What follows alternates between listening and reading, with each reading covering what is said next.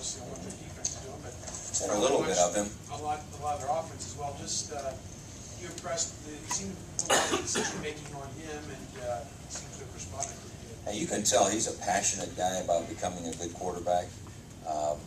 He's a fearless runner. He's coming along like every young guy. Every time he steps on the field, he understands a little bit more about the protections and the routes and the coverages and so forth. He was highly thought of going there, and I don't think he's disappointed anyone. He's going to be a good quarterback.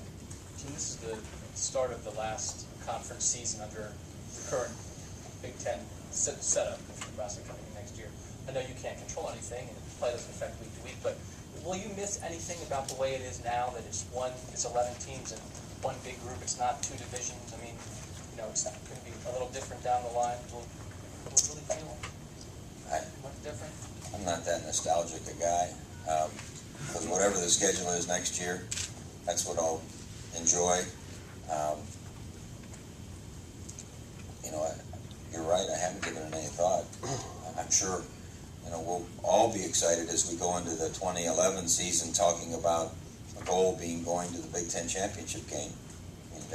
We'll all talk about it. So, I don't know. No good answer, sorry. You've talked in the past a couple of weeks about how you like this team's focus and work ethic so far. How much do those things vary from team to team and year to year? Maturity, leadership, things like that? They're difficult to gauge because you can only gauge them at the moment. I can't look back and say, okay, 2003. Now let me think about that, because gosh, I don't remember. There were days I'm sure I was pleased and days where I wish we would have. But I think a lot of it has to do with the younger guys seeing good role models, how they're going about things. And what goes on in the season, though, ends up having the greatest impact on that, because the Big Ten starts now. Every one of us 11 teams has that hope still alive that we're going to be the Big Ten champions. And as time goes on, things get sorted out, and so does concentration and leadership and focus and how guys handle the rough periods, because now we're just getting ready to start the rough periods. And that will really determine if we can maintain that. And I feel confident we can, but we'll have to see. Jim, how close is Terrell Pryor to being that consummate quarterback? Maybe you envisioned him being 3 years ago when you recruited him out of high school, developing as a passer and stuff. When you watch tape of him now, how close is he to the sort of the idea you had of what he would develop into? I think he's making significant steps. You knew that year 2 was going to be a big one, but you also knew it wasn't going to be perfect, and that there would be some great lessons. And if we would learn them and internalize them, then maybe we could get close to reaching that potential that we all feel that he can be special. I think he's taking a step all the time, but the steps get higher. Starting this week, and the one thing that Illinois has always given, in my mind, is because they do just a little bit different coverage concept.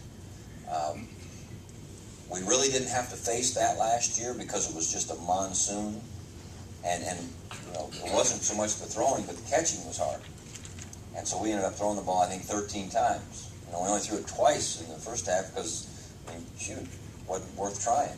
And then we kind of felt like, man, we got to get some throwing in. You can't go a game without throwing the football. And so we threw it a whopping 11 times, in the second half.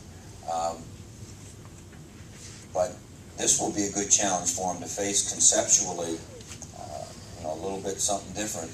And, it'll be another good lesson. But like with Miami, you see teams now definitely wary of him. I mean, what he offers. When you watch it on video, how does it kind of show up? I would think if you would go into any of the staff rooms preparing for our game, the discussion would be, we've got to not let this guy out the gate. Yet on the other hand, we can't have so many guys hanging around keeping them in that, and let them have free lanes to throw the football in. So absolutely. And I've always said, and I think it would be hard to refute that if your quarterback can keep plays alive, whether it was Joe Montana or Steve Young in the NFL, keeping things alive and making plays most of the time with their arm, but occasionally with their feet. If you have that ability out of your quarterback, man, I think it adds a lot more pressure. Jim, I think that Terrell, took a hit on his left knee on his first touchdown pass. The guy sort of dove in.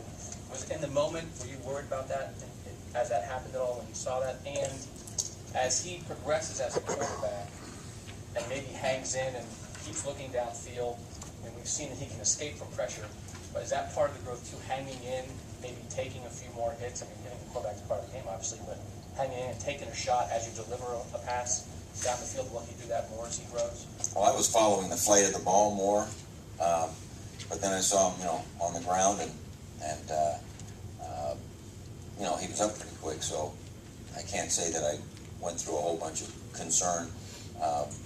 Obviously, you don't want your quarterback hit, most especially you don't want him hurt. I don't ever want him just to stand in there to prove he can take a hit. If he needs to stand in to make a play, then you need to do that. But there's probably no more danger in that than there is when you get out of there and you're on the run and there's 7 guys on their way to hit you. So, you have to be smart about, when you got that ball in your hand, there's a lot of people coming to tattoo you. And so there's a sideline there, and I have never seen him slide, I don't think.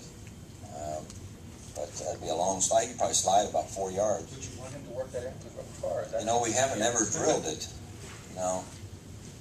I don't know how to teach it. I never got out of the pocket.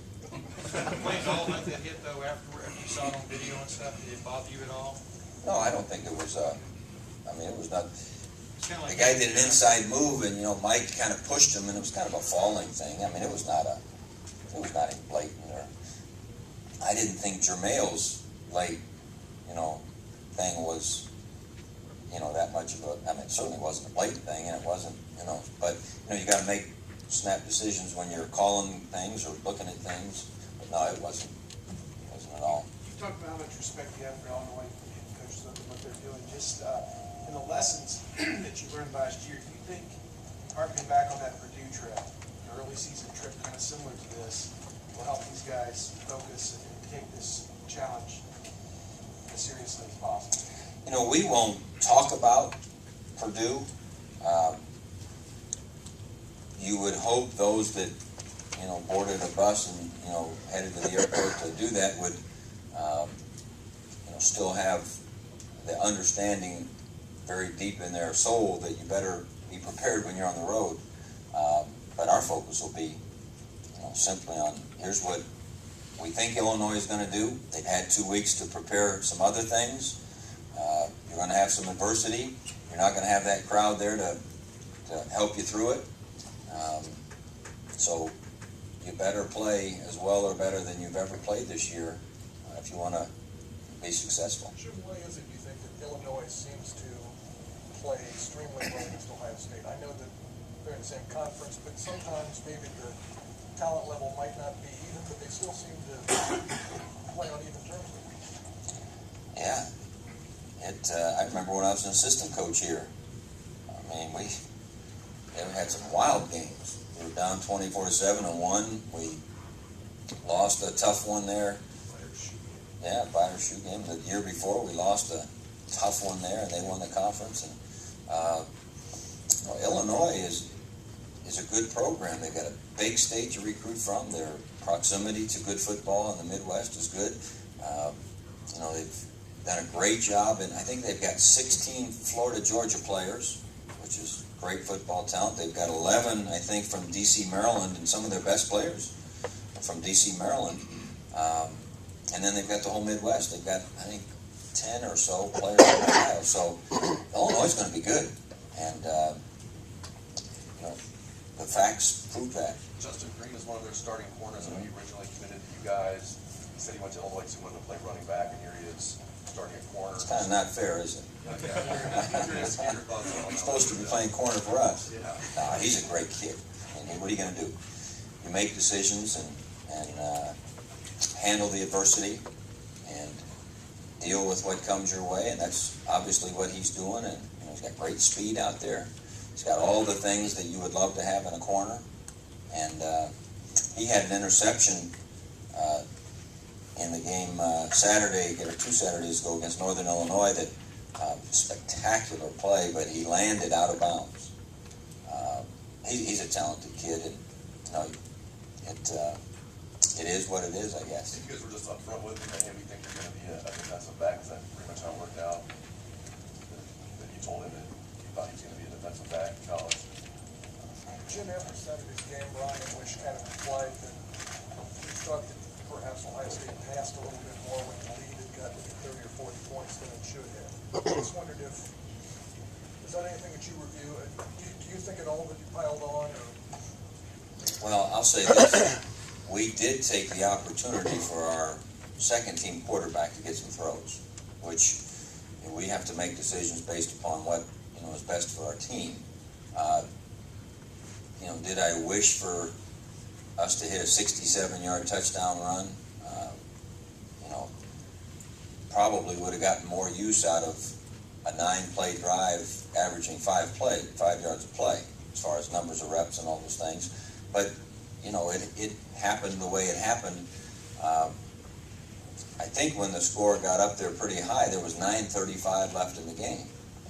And, to me, it would be more insulting to take a knee, at that point in time.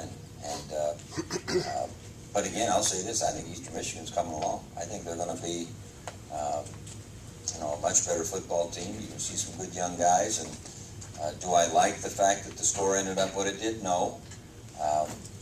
Am I disappointed that we let our second and third team guys go in there and try? No. I mean, that's what they're allowed to do. It just unfortunately unfolded that way.